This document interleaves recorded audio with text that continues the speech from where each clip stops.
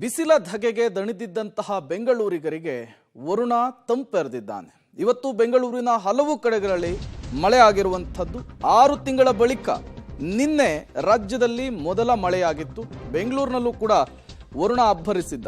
ಬಿಸಿಲಿಗೆ ಹೈರಾಣಾಗಿದ್ದಂತಹ ಬೆಂಗಳೂರಿಗರಿಗೆ ಮಳೆ ಇವತ್ತು ತಂಪೆರೆದಿರುವಂಥದ್ದು. Yeshwanthpur, Majestic, KR circle, KR market, town hall, Richmond circle, MG ರಸ್ತೆ ಸುತ್ತಮುತ್ತ ಮಳೆ ಆಗಿರುವಂಥದ್ದು.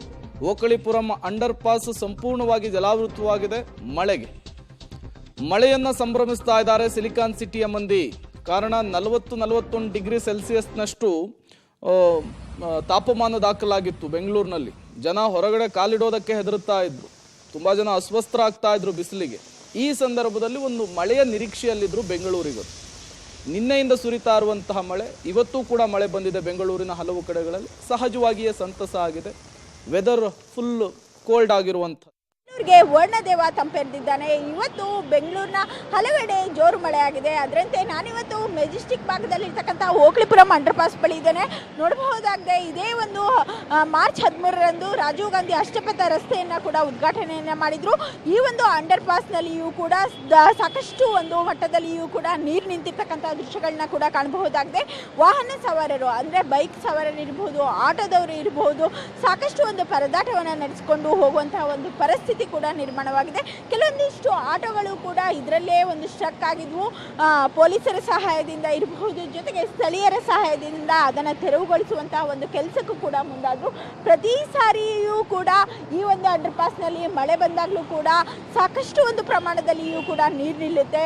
ಆದರೂ ಕೂಡ BBMP ಅವರು ಇರಬಹುದು, ಜೊತೆಗೆ ಆಡಳಿತ ಮಂಡಳಿಯರು ಇರ್ಬೋದು, ಯಾರು ಕೂಡ ಎಚ್ಚೆತ್ಕೊಳ್ತಾ ಇಲ್ಲ.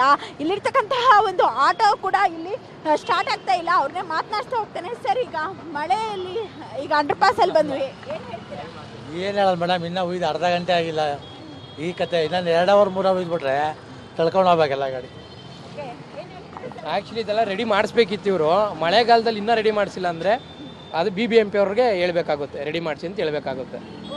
ಸರ್, ಪ್ರತಿ ಸಾರಿ ಇದೇ ಪರಿಸ್ಥಿತಿನ ಈ ಅಂಡರ್ ಪಾಸ್ ಅದು ಯಾವಾಗ ನಡೀತಾ ಇರ್ತದೆ ಇದೇ ಕತೆ.